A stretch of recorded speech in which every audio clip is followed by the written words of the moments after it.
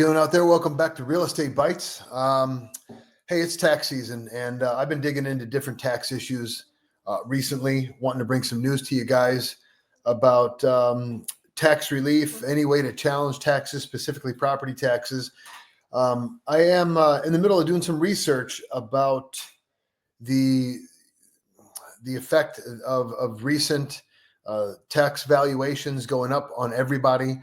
And in ways that communities have been trying to combat that. I don't understand enough to bring it to you in an episode. It's like speaking a different language, honestly. So I don't have great information right now, but I'm working on getting something to you guys. But today I want to talk about the homestead exemption. So, we're in an inflationary environment. Doesn't look like it's going to stop. It seems to slow down, then kick back up and slow down, but it doesn't seem like it's going to stop. So what can people do? The homestead exemption is one area where some people can find relief. A lot of people, many of you guys, a lot of people who watch this are real estate pros. You all know what the homestead exemption is. But for those who are out there that do not, this is pretty important, especially if obviously if you qualify, but if you have friends and family who qualify, and it's alarming to me how few people are actually aware of what the homestead exemption is. I've worked with plenty of clients who are eligible for this and they weren't even aware it existed. So let's get into it. What exactly is the homestead exemption?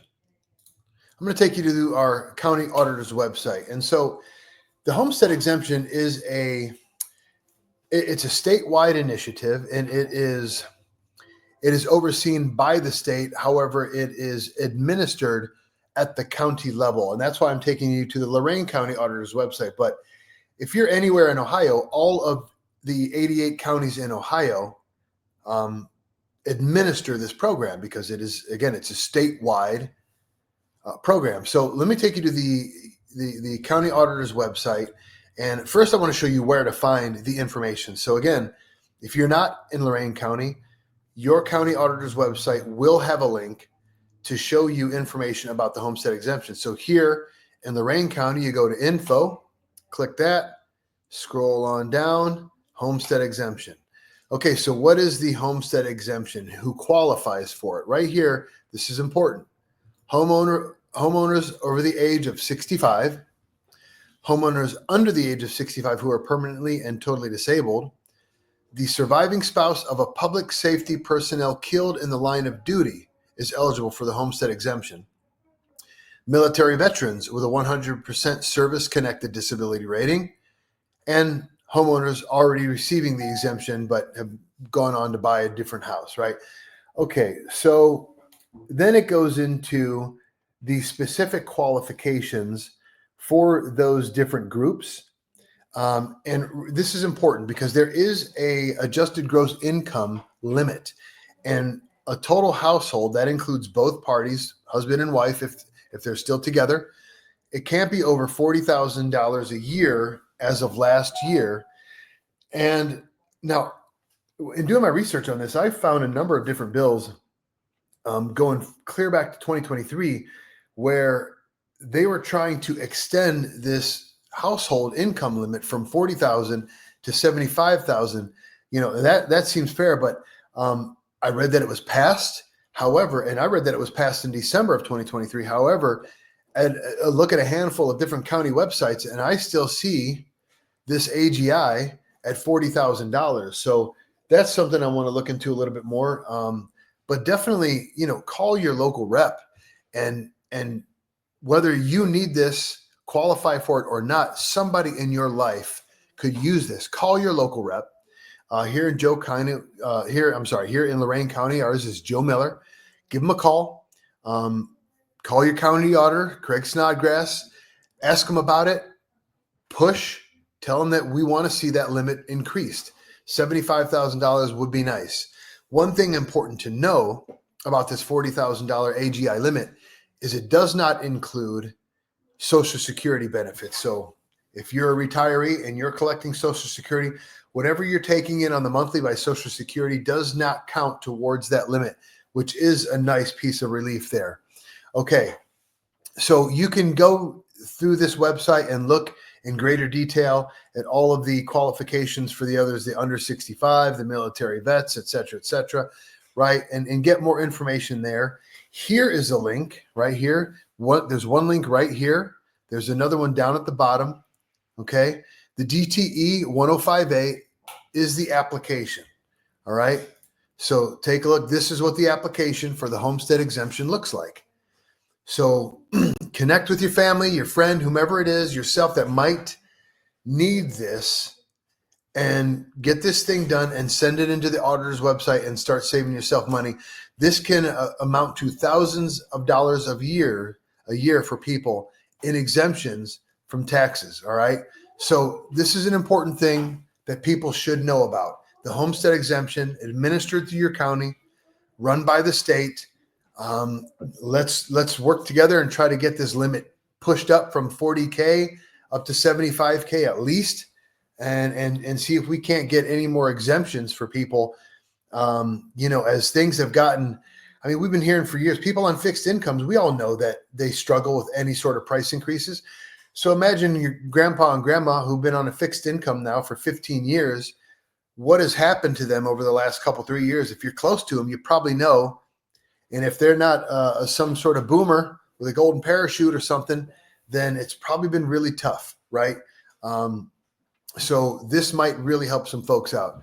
All right, so that is all I have in regards to the main topic of the day. Let's get into statistics. This is important too. What we're going to discover here in our discussion about statistics for the sales in Lorain County last week, it directly ties to these property taxes and how they're affecting people, right? So we just had major reassessments, certainly in Lorain County and throughout the state, where people's property taxes went up significantly. I mean, 30 to 40% in some areas. And, if you don't think that is affecting grandma and grandpa on fixed income, and they need this homestead exemption now more than ever. All right. So let's take a look at these stats and what I'm talking about. All right, here we are. This is episode 87. Last week I was in a rush and I didn't even record the stat line. My apologies, but here we go. This morning, there were 365 single-family homes and condos available for sale, active on the market in the MLS in Lorain County. Last week, there were 85 closings in Lorain County. The median square foot of those homes sold was 1,620. The median square foot value, this number is wrong. That's what it's supposed to look like. Median value of homes sold last week was $282,000. The median square foot value is $173.14. So this is the stat line that I really want to get into here in a minute. This is the real-time tracker that I have been looking at to determine, are home prices raising? Are they staying put? Are they decreasing? What are they doing? Well, that is amongst the highest valuations that we see. You see, it's been a little over a month ago, we were at 173.83. It's only peaked above 170. What looks like just 2 or 3 times here, 4 times since I started really paying attention to that stat line. This week it was at 173.14. Median days on market was 25. Past couple of weeks, we have seen interest rates on conventional notes creep up. This morning, it was at 6.87%. The big sale last week was on Electric Boulevard in Avon Lake, but it was a church. Churches are typically zoned residential. The second biggest sale I want to show you guys, it was 9099 Pleasant Ridge Circle in North Ridgeville, Ohio.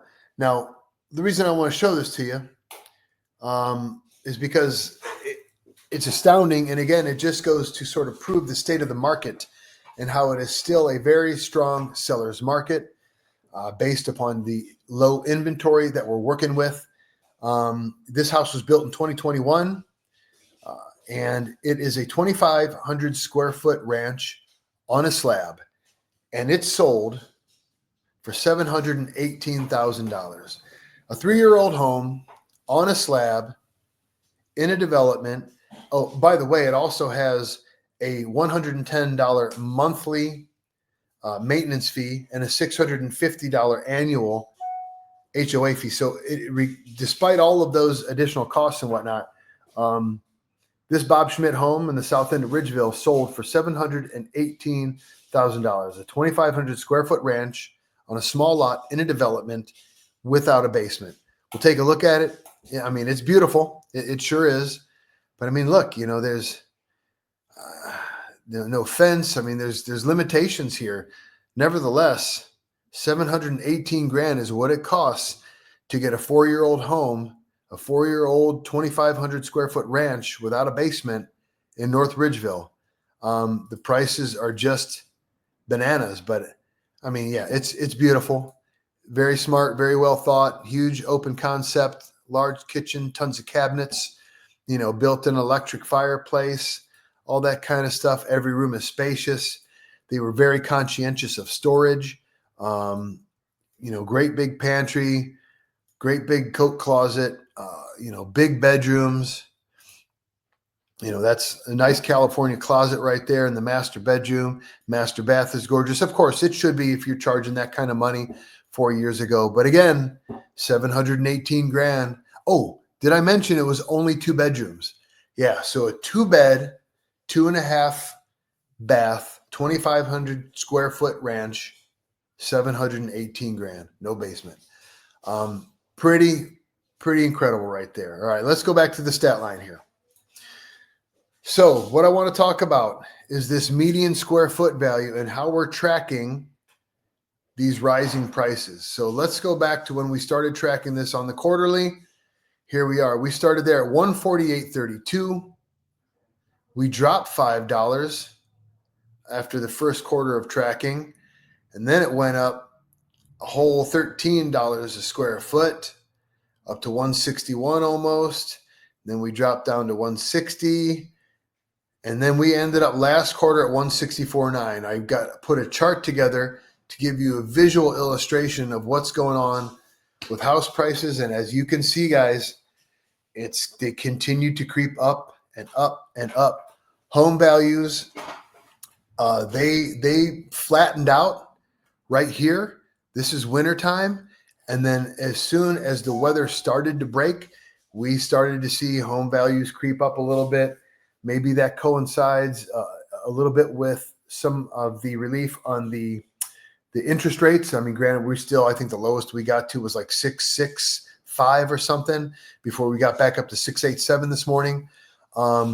Nevertheless, home values are continuing to go up, and they will continue to do so until there is some sort of relief, until there's additional inventory that comes online. Obviously crazy high interest rates are going to hurt demand, and, but it's hard to see that happening. They keep talking about cuts. They're not cutting. We saw some relief again in the past few weeks with interest rates. Again, if they go down, if people still are waiting for interest rates to get down below 5, even 4%, if they do, watch these home values skyrocket again and watch the inventory shrink up even worse and make it much more unaffordable for your average working John and Jane. Okay. That's all I got. That is episode number 87 here of Real Estate Bites. Thank you very much for joining me. I appreciate you guys as always. Take care of yourselves. Take care of one another. I love you, people. We'll see you next week.